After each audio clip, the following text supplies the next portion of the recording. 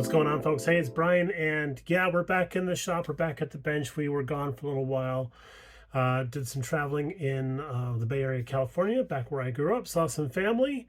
Have an uncle that had gotten ill, and another one that's kind of on the mend. So we wanted to go see them before too long, type of deal. So we got to see them, got to visit with a lot of family. Even though there was some flooding and some bad weather in the area, we were still able to travel around relatively effortlessly. So that was a nice blessing on our part. So we were very lucky to have everything going according to plan. It was a quick trip out, quick trip back. But we did do some shopping at a hobby store in that area. We have a video about that. The place is called Hobbies Unlimited. It's in San Leandro, California, which is right around the Oakland area. And as a matter of fact, if I remember correctly, it's about 6 miles from the Oakland airport. So that was the airport we flew into. So that was that was kind of a cool deal. But what we want to do is say thank you to several people. Some stuff, got a pile of stuff sitting over here next to me. I got a pile of stuff to talk about. Probably gonna have to be a separate video, but we have some stuff that showed up in the mail that we want to say thank you for. So let's start off with the oldest one that came in, and not a few days ago, not a few weeks ago, not a few months ago. We're talking years. And I have to say this to my friend Chris Ortlieb over at Diablo's Workshop. Dude, I am so sorry that this has taken so long to say thank you for this, but genuinely very, very sorry. But we were going through some mail, doing the shredding and stuff like that. And as a side note, whenever somebody sends us a Christmas card, shop card, anything like that that has a personal address on it, it gets shredded so that both my address and their address are protected. So I kind of feel when somebody shares information with us that we are the steward of that information, and we want to protect that as best we can so stuff gets shredded. Now, with that said, something had happened a couple of years ago where I found a small stack. I say small stack, a small stack of envelopes that were supposed to have been shredded, but didn't make it to the shredder. They had got put in, I don't know, put out in the garage someplace. But they were safe. They're very, very safe. They were safe for me, as a matter of fact, because I lost track of them. Well, doing some cleaning in the garage, I found that small stack of envelopes that needed to be shredded. So I started tossing them in the shredder, getting them taken care of. And then when I picked out the envelope from Diablo's Workshop from Chris, something made me look inside there, and inside was hidden this decal. And I've had this all along, and this is I think it's been about 4 years. But yeah, so Chris, if you're still watching the channel, dude, I am so sorry. Thank you for the decal. It's going to go on the toolbox of fame right there, but I think I still have some space there we can put it on. But dude, I'm sorry about that. I know you got our shop card. I have your shop card in the binder of fame, but I did not realize there was a decal in there. So that was a nice kind of surprise. So then I took my time and went through all the rest of the envelopes to make sure that I didn't miss anything in those. Luckily, nothing else was hidden amongst those. And the one that got shredded before I looked in here, I'm pretty sure there was nothing in that one also. But again, Chris, thank you very much for this. And Chris did have a channel a while ago. I think it's still active. I don't think he's taken it down, but he hasn't posted anything in a while. And dude, I really wish you could come back and do more videos on YouTube. So I will post a link down below to Chris's channel if you want to check out what he had been doing in the past. And then we also want to say thank you to another friend of ours, Jim Marshall. We actually got a chance to bump into him at Acme a couple years ago. Best way to say that. But him and Linda had hit it off. Linda's from Montana. He had spent time in Montana. They knew a couple of areas. They were just chatting away about this, that, and whatever. But Jim sent us a Christmas card. We reciprocated in kind. But he did have one of his new shop cards in there. And look at this. This is a 32 Ford Gulf Oil Racing Scheme. That ticks all the boxes, man. That's freaking awesome. I will have a link to his channel down below also. He is known as the Styrene Monkey. Excellent builder. Hey, recently he had done a VW bug kit that just came out awesome. So hope you guys check out their channels, even though maybe one of them might be Dornament, but he's an excellent builder, Chris Ortlieb, and I really want to recommend that. Okay, so now moving on to the bits. We have a new member in the Model Car Mafia. His name is Chris Rode, and we've had a couple chances to talk to him and hang out with him and text with back and forth and such.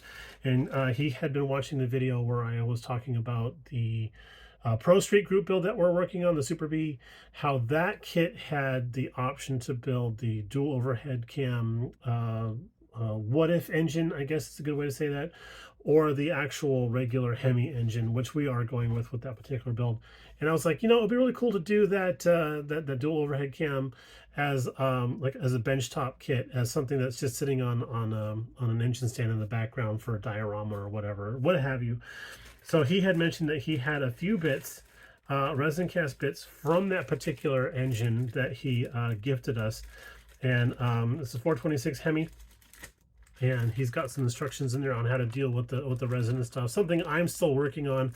But yeah, dude, he sent us this one, and then he also sent us a 592 cubic inch dual plug Hemi from Top Fuel.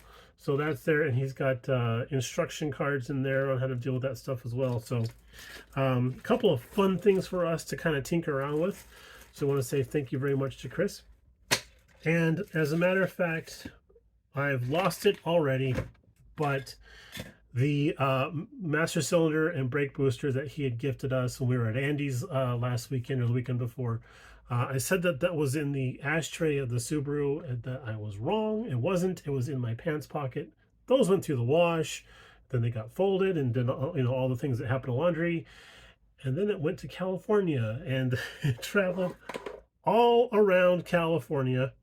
And now I think it's actually in the car box now. But yeah, so the master cylinder and brake booster that Chris had given us has gone through the entire Bay Area and back in.